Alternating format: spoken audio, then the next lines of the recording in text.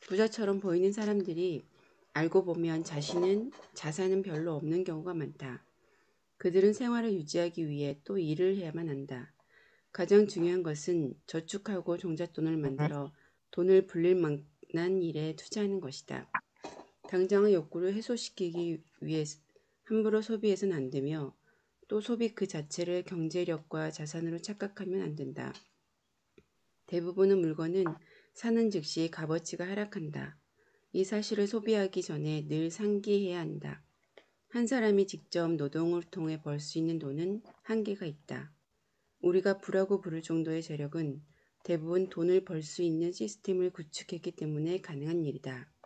내가 돈을 위해서 일하는 게 아니라 돈이 나를 위해서 일하는 것이다. 고로 부의 시스템을 구축하려면 소비를 통제하여 절제해야 한다. 눈덩이를 만들려면 일단 눈을 뭉쳐야 하듯이 부를 쌓으려면 일단 뭉칫돈을 만들어야 한다. 그래야 굴릴 수 있고 크기를 키울 수 있다. 이것이 웰싱킹의 가장 기초적인 생각이다. 당신은 수입은 몇 퍼센트를 저축하는가? 어떤 투자 공부를 하고 있는가? 당신의 꿈을 위한 종잣돈은 얼마인가? 이 무릎에 곧바로 대답할 수 있다면 당신은 준비가 된 사람이다. 성공은 시간 문제일 뿐이다. 반대로 우물쭈물한다 해도 괜찮다. 지금 자신이 준비되지 않은 상태임을 바로 인정하고 다시 철저히 계획하여 행동으로 옮기면 된다. 특별한 재능이 없는 사람이 많은 돈을 벌 수 있는 방법은 사업이다. 나의 전자, 파리에서 도시락을 파는 여자를 읽은 사람이라면 돈도 없고 경력도 없고 인맥도 없는 사람도 사업을 할 수 있다는 걸 잘 알고 있을 것이다. 사업 시스템 선정하는 법과 멘토를 찾아 배우는 법, 고객을 유치하고 사정없이 성장하는 회사를 만드는 것까지 모든 노하우를 총망라했기 때문이다. 다만 제대로 준비해서 전략적으로 시작해야 한다. 통계청 자료에 따르면 86%의 자영업자가 10년 안에 폐업한다. 그만큼 사업은 확실히 위험하고 인내가 필요한 일이다. 그래도 한번 터지면 그 보상이 어마어마하다. 하지만 무턱대고 덤빌 수는 없는 노릇이다. 그래서 나는 당신에게 지금 하고 있는 일에서 최고가 되라고 조언하고 싶다. 자신이 하는 일에 통달한 이는 다양한 방법으로 사업할 기회가 생기기 마련이다. 보통 집안일로 많은 시간을 보내는 주부들의 경우 가사를 빨리 끝내기에만 급급하다. 유튜브에서 가사와 관련된 콘텐츠를 보면 어떤 기분이 드는가? 유튜브의 기막힌 정리와 청소 방법을 보면 박수가 절로 나오는가? 아니면 나도 충분히 할 수 있는 일이었는데 한 발 늦었음을 후회하는가? 누구나 할 수 있는 집안일을 콘텐츠로 기획한 것은 일상을 사업으로 전환한 것이다. 무엇보다 살림 콘텐츠를 제작하는 크리에이터들의 심리 기저에는 내가 이 일을 최고로 잘한다 또는 나만 알고 있는 비법이 있다는 확신이 깔려 있다. 집안일을 어떻게 효과적이고 잘할 수 있을지에 대한 고민이 그 사람을 최고로 만든 것이다. 자기 분야를 통달한 사람은 자꾸 사업할 기회가 생겨 안 하고는 못 베긴다. 웰싱킹을 통해 돈 버는 시스템을 구축할 사업을 시작하려면 네 가지 마음가짐이 필요하다. 첫째, 당신을 부자로 만드는 것은 수입이 아니라 지출에 달렸다. 둘째, 무엇인가를 도전할 수 있는 목돈을 만드는 데 집중하라. 셋째, 많은 돈을 벌 수 있는 방법 중 하나는 사업하거나 사업가에 투자하는 것이다. 넷째, 그러기 위해서는 먼저 현재 자신의 분야를 통달하라. 진정한 부를 이루기 위한 웰싱킹을 말하면서 나는 풍요로운 생각의 중요성을 계속 강조해왔다. 선한 영향력을 주는 부자가 되겠다는 생각은 행동을 이끄는 가장 본질적인 원동력이다. 이 말은 곧 생각이 없다면 행동으로 이어질 수 없다는 말과 같다. 만약 지금 당신의 머릿속이 당장 행동하고 싶은 열망으로 가득하다면 당신은 이미 성공의 불씨를 얻은 것이나 마찬가지다. 하나의 불씨만 있다면 우리는 다시 일어설 수 있고 무엇이든 해낼 수 있다. 모든 비밀은 웰싱킹에 있다. 부의 일종의 패턴이다. 부도 일종의 패턴이다. 쉽게 말하면 돈을 버는 방식도 일종의 반복과 숙달이기 때문에 그 방법만 알면 누구나 부자가 될 수 있다. 그럼 당신의 마음에는 이런 의문이 생길 수 있다. 그렇다면 왜 누구든 부자로 살아가고 누구는 빈자로 살아가는 건가요? 아주 좋은 질문이다. 부를 이루는 패턴이 있음에도 부자와 빈자로 나누는 이유는 단 하나다. 바로 부를 얻으려는 태도다. 부자는 부를 얻기 위한 과정에서 일어나는 모든 일에 수용하고자 한다. 좋은 일이 있으면 겸허하게 받아들이고 나쁜 일이 있으면 곧바로 자신의 태도를 고친다. 무엇보다 거저 얻으려고 하지 않는다. 하지만 일확천금의 여행을 꿈꾸는 사람에게는 돈이 따라붙질 않는다. 따라붙더라도 금세 도망가기 마련이다. 부를 얻기 위한 태도의 진정성이 없기 때문이다. 돈은 그런 사람을 단번에 알아차린다. 돈도 누울 자리, 설 자리를 알기에 자기가 온당히 쓰여야 할 자리를 찾아간다. 자신의 쓰임을 올바르게 할 사람에게 기꺼이 자기를 내어주는 것이다. 나는 그래서 부자가 되는 사람은 따로 있다고 믿는다. 대부분의 사람은 부자를 꿈꾸지만 정작 부자처럼 생각하고 행동하지 않는다. 부자들은 돈에 대해 명확한 철학과 뚜렷한 목적을 가지고 있다. 돈을 단지 생존을 위한 도구로만 보지 않는다. 돈에 대한 거시적이고도 미시적인 관점을 두고 고민하며 왜 부자가 되어야만 하는지 자신만의 이유를 가지고 있다. 부자가 하는 일은 자갈 길을 걷는 것과 같다. 돈에 대한 철학과 목적 없이 무작정 벌려고만 하면 언제라도 자갈에 걸려 넘어질 수 있다. 그러므로 돈에 대해 생각할 시간을 충분히 가져야 한다. 하지만 돈을 벌어야 할 찰나의 순간이 오면 생각을 멈추고 즉시 행동해야 한다. 독일의 자산관리 전문가이자 라이프 코치인 이보네 제는 돈의 감정이라는 책에서 돈의 태도에 대해 의미 있는 메시지를 남겼다. 그녀는 백만장자부터 아르바이트생에 이르기까지 수만 명의 재정 상태와 근본적인 삶의 문제를 해결해 줬다. 돈이 넉넉해도 늘 불안한 사람, 열심히 일해도 돈이 모이지 않는 사람, 돈을 써도 유쾌하지 않는 사람, 부자들을 질투하는 사람 등 다양한 내담자들을 상담하며 그녀가 내린 결론은 바로 이것이었다. 돈을 대하는 태도가 인생을 결정한다. 그녀는 부는 돈을 가장 귀하게 여기는 사람에게 흐른다라고 강조하면서 돈과의 관계를 잘 쌓아야 한다고 말한다. 돈을 하나의 인격체로 보고 연인을 대하듯이 사랑해야 한다는 것이다. 예를 들어 수입의 10%를 투자하기로 했으면 반드시 그 약속을 지킴으로써 돈과 신의를 다져야 한다. 또 특정한 소비 활동이 즐거움을 주지 않는다면 그 행동을 즉시 멈춤으로써 돈과 좋은 감정을 유지해야 한다. 이번에 제네 돈에 대한 태도는 내가 웰싱킹에서 강조한 내용과 일맥상통하는 부분이 있다. 돈의 입장에서 볼 때 자신을 거저 얻으려는 자와 진정성 있게 다가오는 자 중에서 누구에게 마음의 문을 열겠는가? 당연히 후자를 선택할 것이다. 자신을 단지 생존의 도구 정도로 치부하는 자와 가치를 알아주는 자 중에서 누구를 택하겠는가? 이번에도 후자에게 마음을 열 것이다. 어떤가? 당신도 이제 부자가 될 사람이 따로 있다는 사실에 동의하는가? 결론적으로 말하면 우리가 돈을 선택하는 게 아니다. 돈이 부자가 될 사람을 선택한다. 돈은 삶에서 중요하다. 돈과의 관계를 정립하지 않으면 돈 때문에 생기는 스트레스에서 자유로울 수 없다. 나에게 들어오지 않는다고 채근하고 무분별한 소비를 일삼으며 감정에 따라 마음대로 욕하고 손가락질한다면 과연 그런 당신을 돈이 선택하겠는가? 20세기 여성 패션의 혁신을 선도했던 프랑스의 디자이너 가리블 샤넬은 돈에 대해 이렇게 말했다. 세상에서 돈이 있는 사람과 부자인 사람이 있다. 웰싱키를 실천할 당신의 목적이 단순히 돈만 있는 사람이어서는 안 된다. 당신의 궁극적인 목적은 지속 성장하는 행복한 부자라는 사실을 명심하라. 당신이 왜 부자가 되고 싶은지 명확하게 알아야 한다. 내면의 밑바닥에 있는 공허함을 채우지 못하면 부자가 되어도 행복할 수 없다. 돈을 벌고 싶은 이유가 여러 가지일 수 있다. 하지만 내가 1,000명 이상의 자수성가한 부자를 연구하고 만나면서 깨달은 것은 성장이 멈추며 행복하지 않다라는 결론이었다. 돈도 꾸준히 성장할 수 있을 때 행복할 수 있다는 점을 결코 잊지 마라. 무엇보다 선한 영향력을 가지고 공헌해야 오랫동안 행복을 유지할 수 있다.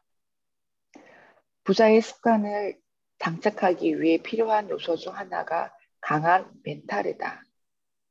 부를 이루고야 말겠다는 뜨거운 의지가 있다면 그 의지를 지속시킬 멘탈도 반드시 필요하다.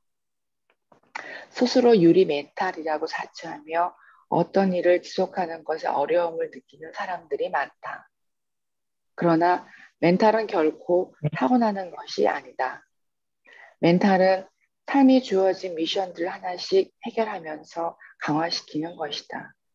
멘탈 트레이닝이라는 말에 있듯이 멘탈은 철저하게 훈련을 통해 강화된다. 나는 꼬리표처럼 따라다녔던 어린 시절의 가난과 난독증으로 인한 학습 부진, 사업 실패 등으로 어려운 시간을 보냈다. 아무것도 할 수 없었고 무엇인가 할 수 있으리라고 믿지 않았다. 하지만 다시 일어서기 위해서는 나를 괴롭게 만들었던 경험을 끄집어내어 마주해야만 했다. 나는 고통스러웠던 시간에 멘탈 훈련을 적용했고 이제는 그 순간들이 내게 주었던 감정들이 더 이상 생각나지 않는다. 웰싱킹을 통해 어려움을 극복했다는 기분 좋은 감정만 남아있어 현재는 말로 표현할 수 없을 정도의 벅한 감정을 느끼고 있다. 다음은 내가 웰싱킹을 통해 멘탈을 강화시키려고 적용했던 생각 습관들이다.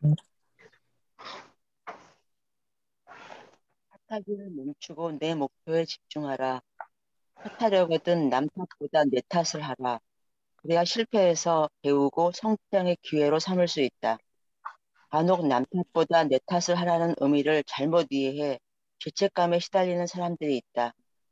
여기서 내 탓이란 질책이나 꾸지람을 의미하는 게 아니라 이미 일어난 실패와 실수를 겸허히 받아들이고 문제를 해결하기 위해 집중하는 걸 말한다. 강한 멘탈의 소유자처럼 보이는 부자들도 당신과 별반 다르지 않다. 부자들도 금연에 실패하고 설탕과 소금을 끊지 못한다. 어디 그뿐인가.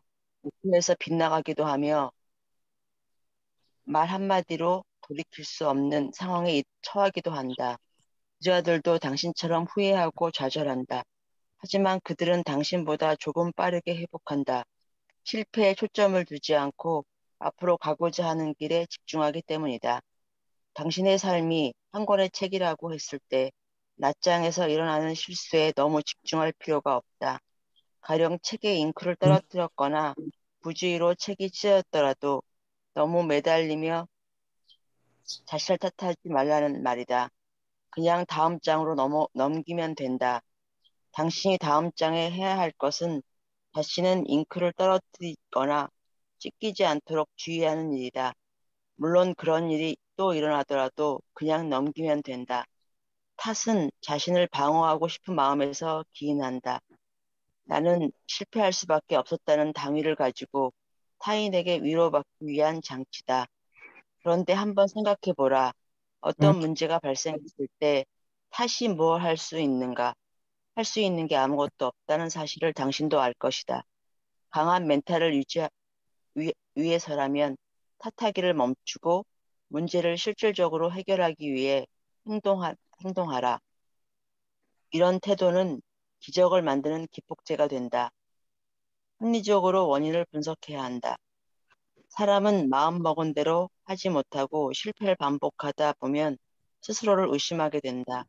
점점 자신의 능력을 믿지 못하게 되는 것이다. 처음에는 끈기가 없는 사람 정도로 생각하지만 의심에 의심을 더하면 급기야 스스로를 쓸모없는 사람으로 여겨 결국 실패자의 길로 들어선다. 만약 당신이 문제 상황에 직면해 있다면 합리적으로 원인을 찾아야 한다. 영원한 것은 아무것도 없듯이 실패 또한 영원하지 않다는 사실을 기억하라. 어제의 나는 실패한 사람일지 몰라도 오늘의 나는 실패했던 사람일 뿐이다. 더 나아가 실패한 나, 실패했던 나를 실패도 해봤던 나로 바꿔야 한다. 결핍의 사고를 풍요롭게 하는 것, 그게 바로 웰싱킹이다. 그 시작은 실패의 원인을 면밀히 분석하는 것에서부터 시작된다. 실패의 원인을 제대로 분석하는 것만으로도 당신은 더 이상 스스로를 의심하지 않게 된다. 이처럼 합리적인 분석을 통해 당신의 상황을 바꿔야 한다. 일시적인 실패를 영구적인 것으로 보면 안 된다. 당신이 최근에 실패했거나 혹은 실패의 여파로 잠시 멈추었다면 영구적으로 실패한 것이 아니라는 걸 유념해야 한다. 멘탈이 강하고 끈기 있는 대성한 사람들도 늘 실패한다. 결국 실패했을 때 감정에 휘둘리지 않는 것이 핵심이다. 통제할 수 있는 것에 집중해야 한다. 멘탈이 강한 사람들은 빠르게 회복하는 특성이 있다. 그들은 통제할 수 있는 것에 집중하고 통제할 수 없는 것은 과감히 내려놓는다. 예를 들어 누구에게나 똑같은 법적인 문제나 사회 문제 그리고 자연재해, 불경기 또는 부모님과 부모님으로부터 받은 것들, 내가 태어난 환경은 어찌할 수 없는 것들이다. 이렇게 통제할 수 없는 것에 시시비비를 가리지 않는다. 내가 영향을 끼칠 수 있는 지금의 나와 환경을 개선하는 데 몰입한다. 통제력이란 내가 원하는 삶에 도달하기 위해 아주 조금씩 나아가는 힘이다. 내가 바꿀 수 있는 것에 집중함으로써 새로운 판도를 여는 힘이다. 만약 잘 되는 것이 없다고 느껴진다면 나의 마음가짐이 올바른지 먼저 확인해야 한다. 흐트러진 마음가짐으로는 뜻을 이룰 수 없다. 당신 인생의 주인은 당신이다. 20대부터는 내 인생이 어떻게 전개되더라도 반드시 책임지겠다는 마음가짐을 스스로 가져야 한다. 내 인생의 목표 지점을 향해 긴장의 끈을 놓지 않고 통제할 수 있는 것에 통제를 해야 한다.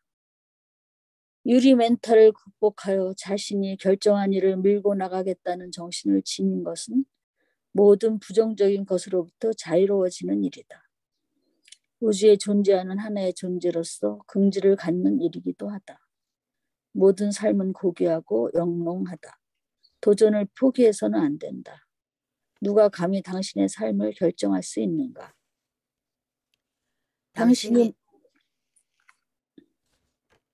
당신이 무엇을 생각하든 생각한 대로 될 것이다. 당신이 무엇을 느끼든 그것을 끌어당길 것이다. 당신이 무엇을 원하든 원하는 대로 될 것이다.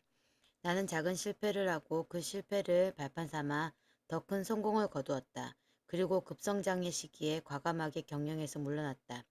한 발 물러나자 더 큰 세상이 열렸다. 이러한 성장을 가능케 했던 것이 웰싱킹이다. 어릴 때 큰 두각을 나타낸 적이 없었고 그 누구도 기대하지 않았던 나.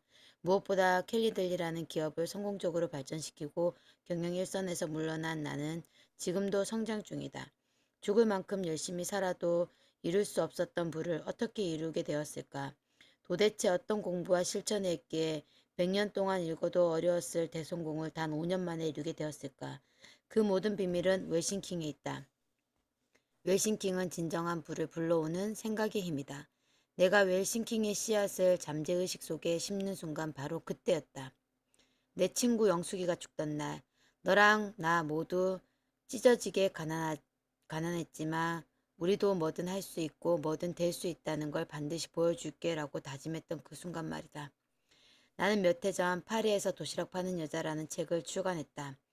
가장 중요한 나이라고 할 수 있는 40에 큰 실패를 하고 큰 빚만 안게 된 나는 2년 이상 깊은 절망에 빠져 있었다. 그때의 나처럼 절망에 빠진 사람들이 세상에는 많다. 나는 다행히 다시 시작할 힘을 얻었지만 누군가는 그 좌절감에 스스로 목숨을 끊기도 한다. 수많은 죽음 중에서 제 목숨을 스스로 끊는 것만큼 참담한 일은 없다.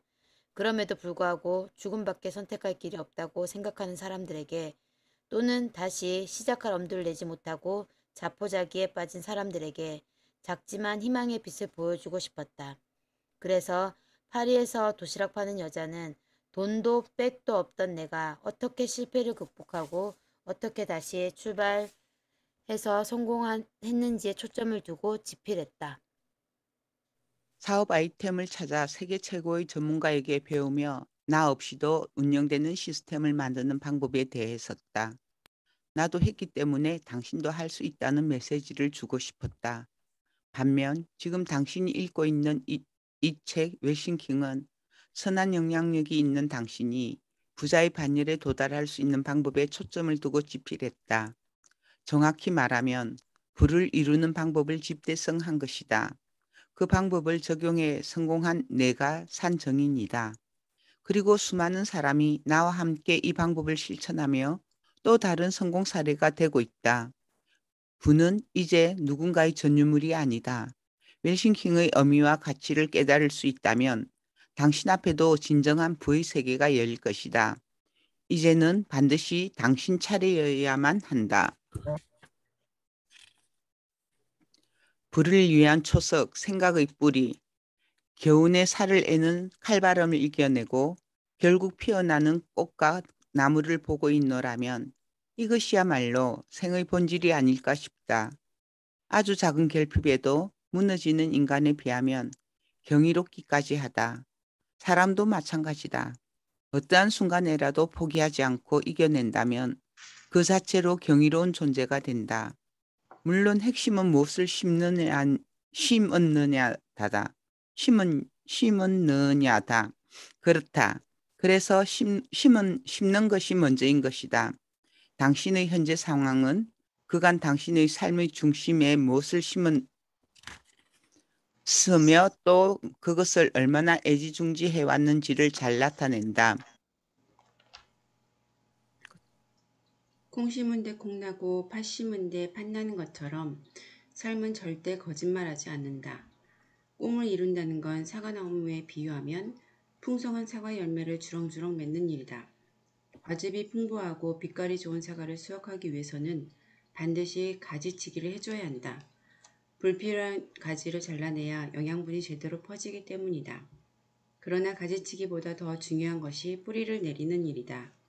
겉보기엔 사과나무의 가지들이 온갖 어려움을 이겨내는 것처럼 보이지만 그 아래에 강한 뿌리가 있어야 흔들리지 않을 수 있다. 그런 의미에서 부를 창조하는 진짜 필요한 가치를 삶에 뿌리 내려야 한다. 나는 이것을 부를 이끌어당기는 7가지 생각의 뿌리라고 말한다. 처음에는 사람이 습관을 만드는 것처럼 보이지만 결국 사람을 만드는 건 습관이다. 고로 당신이 진정 부를 이루고 싶다면 그에 맞는 습관의 뿌리를 내려야 한다. 그래야 흔들리지 않는 삶이 될 수 있다. 첫 번째 뿌리, 핵심 가치. 당신의 가치가 무엇인지 알 수 있다면 인생의 항로를 결정짓는 건 아무 문제도 되지 않는다. 그래서 당신 내면의 밑바닥에 깔려있는 진짜 핵심 가치를 찾아야 한다. 핵심 가치를 세우고 결정한 목표는 목에 칼이 들어와도 쉽게 바뀌지 않는다. 핵심 가치는 삶의 방향성을 견지하는 힘이기 때문이다. 그렇다면 핵심 가치란 무엇일까? 핵심 가치란 우리가 생각하고 행동하도록 의사를 결정하는 기준이다. 보통 기업의 핵심 가치에 대해서는 많이 들어봤을 것이다. 기업의 핵심 가치란 그 기업이 가고자 하는 방향과 목표를 의미하는데 그렇기에 기업은 핵심 가치에 맞지 않는 상품을 제작하지 않는다. 본질을 흐리고 존재의 의미를 훼손하기 때문이다. 개인의 핵심 가치도 이와 마찬가지다. 개인이 핵심 가치를 깨닫는 순간 삶의 본질을 흐리고 자기 존재의 의미를 훼손하는 일을 거부할 용기가 생긴다. 당연히 삶은 달라질 수밖에 없다. 자신의 핵심 가치를 발견하면 목표에 도달할 시간과 열정을 엄청나게 절약할 수 있으며 남은 시간과 열정으로 또 다른 목표를 이룰 수도 있다. 익숙한 내면에서 꿈틀대는 핵심 가치를 찾는 것은 쉬운 일이 아니다. 하지만 핵심 가치가 없이 설정한 목표는 작심삼일로 끝나거나 중도 포기할 수도 있고 흐지부지 되기도 한다. 포기로 인한 심리적 박탈감은 말할 수 없이 크다. 포기가 반복되면 자신의 능력을 더 이상 믿지 않게 되는데 이를 패배감이라고 한다. 시작하기도 전에 무력해지는 것이다. 이 모든 게 핵심 가치를 모른 채로 목표를 이루려고 했기 때문에 생기는 감정이다. 그러므로 핵심 가치를 찾는 일을 가장 우선으로 삼아라. 이 핵심 가치가 바로 당신의 삶에 내려야 할 첫 번째 뿌리다.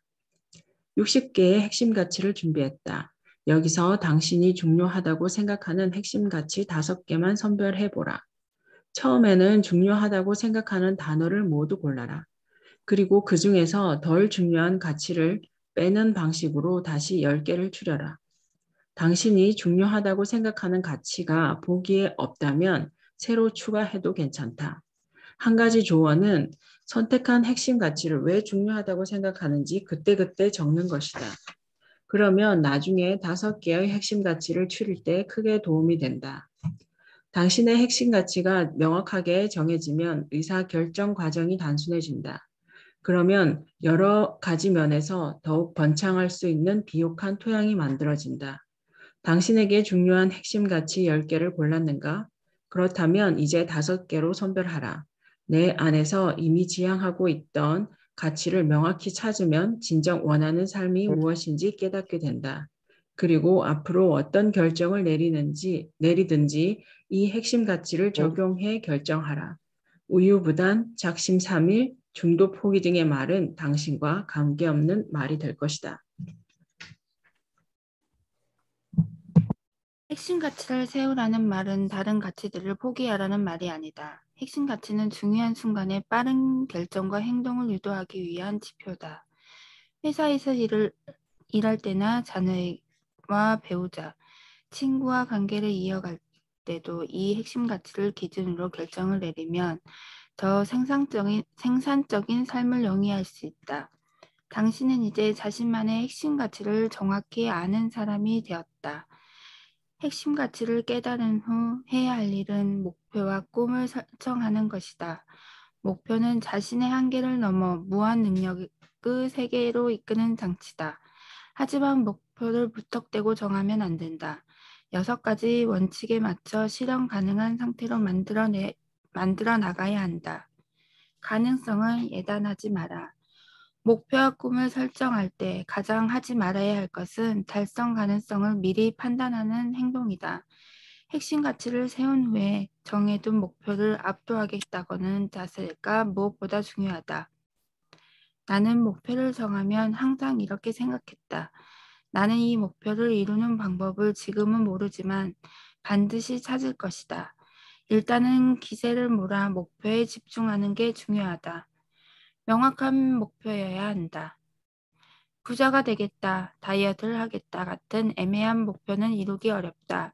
달성했을 때 달성한 그 순간을 명확히 파악할 수 있는 목표가 좋은 목표다. 단순히 부자가 되겠다거나 살을 빼겠다는 목표는 달성의 순간을 알 수가 없어 애매하다. 좋은 목표란 수치화가 가능해야 한다. 예를 들면 나는 10억 원을 가진 부자가 되겠다. 나는 10kg를 감량하겠다 등의 명확한 목표를 설정하는 것이 좋다. 측정이 가능해야 한다. 명확한 목표를 세운 후에는 목표를 가는 전체 과정을 측정해야 한다. 이렇게 하면 변화를 몸소 느낄 수 있어서 목표를 향해 가는 길이 즐거워진다. 또한 측정은 목표를 달성해가는 전체 과정에서 자신의 위치를 파악할 수 있도록 도와주는 장치이기도 하다. 이는 끈기와 의지에 영향을 미친다. 고로 반드시 측정해서 목표 달성의 과정을 즐기고 의지를 다져라.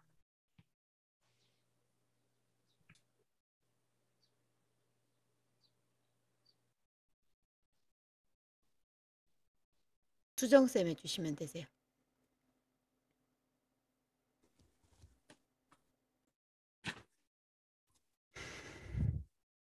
마이크 꺼졌어요, 수정쌤. 무조건 원대해야 한다.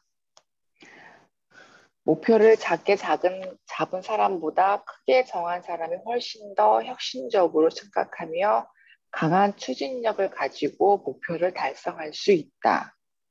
목표 그 자체가 크다는 것은 허무맹랑한 게 아니다. 큰 목표가 있으면 완전히 다르게 행동할 수 있다. 그 자체가 강력한 힘이기 때문이다. 그러므로 무조건 원대한 목표를 정하라. 도달하고 싶은 상태를 마음껏 상상하라. 실현 가능해야 한다. 원대한 목표를 가지라고 하더니 실현 가능한 목표를 설정하라고 해서 헷갈리는가? 여기서 실현 가능한 내 의미는 단계적 목표를 설정하라는 의미다. 목표가 원대할수록 많은 시간과 열정을 필요로 한다. 그래서 최종 목표는 원대하게 그리되 그걸 이루는 세부적이고 단계적인 목표를 세워서 나아가야 한다. 즉, 원대한 목표를 갖되 실현할 수 있도록 목표를 잘게 쪼개라는 말이다. 중장기 5년과 10년 후의 목표를 쪼개어 올해 1년 동안 달성한 목표는 무엇인지 정해보자. 그리고 여기서 그치지 말고 1년 목표를 쪼개어 반기, 분기, 매월, 매주, 매일 무엇을 해야 하는지 아주 작은 목표를 설정해 보자. 이렇게 하면 실행이 훨씬 쉬워진다. 계단을 오르듯 목표 하나하나를 달성하며 의지를 다져라. 그러면 언젠가 원하는 목표에 도달할 수 있을 것이다. 데드라인을 정해야 한다. 데드라인을 정하는 것을 스트레스라고 여기는 사람이 있다. 그러나 데드라인은 목표에 생명력을 불어넣는 일이다. 시간이 많이 주어진다고 능사가 아니다. 데드라인이 없는 목표는 허황될 뿐이다. 핵심 가치를 깨닫고 목표를 세웠다면 언제까지 목표를 이룰 것인지 집중하라. 가령 당신이 10억 원을 가진 부자가 되겠다고 결심했다면 그것은 언제까지나 이룰지 데드라인을 설정하라.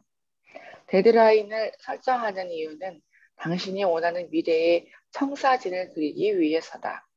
시기를 정하지 않으면 미래를 상상하는 것은 어렵다. 상상하지 못하면 도달하기 힘들어진다. 100살이 된 후에 혹은 죽은 후에 100억 부자가 되는 목표를 이룬다면 그게 대체 무슨 소용이 있겠는가?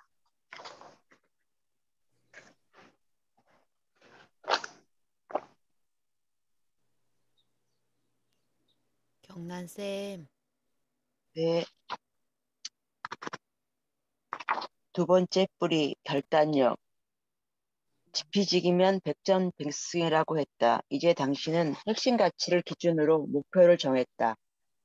변명의 여지 없이 당신은 결단을 내려야 할 때가 되었다. 많은 사람이 다이어트에, 부자가 되는 일에, 사업에 도전하고 싶다고 말한다. 하지만 몇 달 후에 만나보면 여전히 같은 소리를 하고 있다. 행동으로 옮기지 않으면서 말로만 무언가를 이루겠다고 흥언을 내뱉는 것이다. 심지어 몇 년째 똑같은 소리를 반복하는 사람도 있다. 나는 사람들에게 기적은 행동하는 사람에게 찾아온다고 늘 조언한다. 지금 당장 결단하라. 나를 괴롭게 하고 아프게 만드는 문제점이 아니라 그 해결책에 집중해서 구체적으로 무엇을 하겠다고 결단해야 한다. 그리고 결단했다면 반드시 행동으로 실천하라. 내가 존경하는 미국의 동기부여가 토니 로빈스는 결단에 대해 이렇게 말했다. 결단은 행동으로 옮겨졌을 때만 가치가 있다. 목표 성취에서 가장 어려운 점은 진정한 결단을 내리는 일이다. 어떻게 할 것인지, 과연 내가 해낼 수 있을지 걱정하면서 시간을 허비하지 마라. 크게 대성한 사람들은 가치 체계가 확실하고 인생의 목표가 명확했다. 그래서 일단 결단하면 행동으로 옮겼다. 결단을 내리는 것 자체가 일종의 행동임을 명심하라. 결단에 대한 바람직한 정의는 행동이 따르는 정보라고 할 수 있다. 행동이 자연스럽게 뒤따를 때 진정한 결단을 내릴 수 있다. 결단은 행동하게 만드는 원인이 되고 더 큰 목표를 달성하는 원초적인 힘이 된다. 나는 결단을 즐긴다. 될 것인지 안 될 것인지 고민하지 않는다. 1분 1초가 아까운 삶이니 그저 결단한 것을 믿고 나갈 뿐이다. 물론 실패할 때가 더 많지만 다시 결단하고 또 행동한다. 그게 나의 성공 방식이다. 당신은 어떠한가? 혹시 결단보다는 고민에 빠져 시도조차 하지 않고 있는가? 오늘은 과거에 당신이 내린 결단의 결과다. 만족하는가? 당신이 지금 어떤 상황이든 결단하지 않는다면 미래도 지금과 같을 것이다. 그러나 변화를 원한다면 그 방법은 매우 간단하다. 작은 것부터 결단을 내리는 습관을 가지면 된다. 결단을 자주 내리면 내릴수록 더 훌륭한 결단을 할 수 있다. 안 하던 운동을 갑자기 하면 온몸이 근육통에 시달린다. 그러나 그 근육통을 온전히 겪고 나면 같은 중량에는 더 이상 흔들리지 않는 근육을 갖게 된다.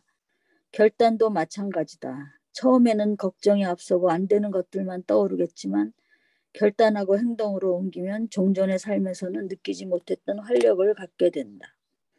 코로나19로 계획했던 강연이 모두 취소되면서 나는 너무나 큰 아쉬움을 느꼈다. 하지만 우왕좌왕하지 않고 인스타그램을 통해 강연의 메시지를 전하겠다고 결단했다. 100일 동안 자기개발 명언을 올리겠다고 다짐한 것이다. 자기개발 명언이 끝나기 전에는 인스타그램을 찾아주시는 분들과 끊기 프로젝트를 하겠다고 결단을 내렸다. 그 다음엔 100일간 몸을 만들고 바디 프로필을 찍겠다고 결단했다. 그리고 나는 결단한 모든 것을 다 이루었다. 나는 그때 결단하기가 어렵지 그것을 이루는 일은 오히려 쉽다는 사실을 깨달았다. 돈도 없고 아는 사람도 없었던 내가 고등학교를 졸업할 무렵 일본 유학을 결단했다. 그러나 그 결단이 너무 무서웠다. 죽을지도 모른다고 생각했기 때문이다. 그래서 부모님께 유서를 쓴 후 1년 동안 내게서 연락이 없거든 부모님께 전해달라고 동생에게 맡겼다. 그런데 일본에 도착한 나는 겨우 몇 달 만에 다시 한국으로 돌아왔다. 너무 다른 세상에 적응하지 못했던 것이다. 서울에서 어떻게 먹고 살지 고민하면서 바보 같고 한심한 내가 너무 미웠다. 그래서 다시 결단했다. 칼을 뽑았으면 호박이라도 찌르리라는 마음으로 다시 일본행을 선택한 것이다. 결국 꿈에 그리던 의상 디자인을 전공하여 우수한 성적으로 대학을 졸업할 수 있었다. 실패를 통해 더 나은 결단을 내렸고 그 실패는 큰 선물로 돌아왔다. 사실 나는 지금도 계속해서 실패 중이다. 그래서 바보 같은 나 자신을 원망할 때도 있지만 자책의 시간을 짧게 갖고 다음 행동을 생각한다. 만약 당신이 무언가를 결단했다면 유연한 태도로 선택의 폭을 넓혀가며 나아가야 한다. 우리가 원하는 것은 결과이지 매 순간의 과정을 그대로 이루려는 게 아니기 때문이다. 나는 첫 사업 실패 후 취직하려고 했다. 하지만 아무리 일자리를 구하려고 해도 나처럼 무능한 인재를 쓰겠다는 회사를 찾을 수 없었다. 그래서 다시 사업을 하기로 결단했다. 아무도 나를 고용하지 않겠다면 내가 나를 고용하겠다고 마음먹었다. 날고 긴다는 유럽 인재들보다 내가 더 잘하는 게 무엇일지 고민하면서 일본에서의 경험과 한국인으로서의 강점을 잘 살리려고 노력했다. 그 결과 삼각김밥을 새로운 사업의 아이템으로 결정했다. 한국과 일본을 오가며 마토와 삼각김밥 공장 시스템을 공부하고 삼각김밥 성형기를 제작하는 등 많은 걸 준비했다. 그러나 사업 준비가 거의 끝날 무렵 프랑스 슈퍼마켓에 납품하려면 몇 가지 조건이 필요하다는 사실을 알게 되었다. 첫째로는 HCCP 인증을 받는 무균 시설 공장이, 둘째로는 큰 자본이 필요했다. 나는 바로 결단을 철회했다. 아무리 좋은 사업이더라도 처음부터 과도한 부담을 지며 시작할 수는 없었다. 이는 더 이상 돈을 빌리거나 빚을 지지 않겠다는 결단이 밑바탕에 깔려 있었기 때문이다. 그리하여 지금의 켈리델리는 초밥 도시락 사업으로 시작되었다. 결단을 내렸다고 자기 자신을 너무 혹사시킬 필요는 없다. 항상 다음을 대비하여 자신의 상황과 상태를 고려하면서 유연성 있는 태도로 나아가야 한다. 최종의 결과에 이르는 과정에서 궤도의 수정은 필수적임을 잊지 말아야 한다.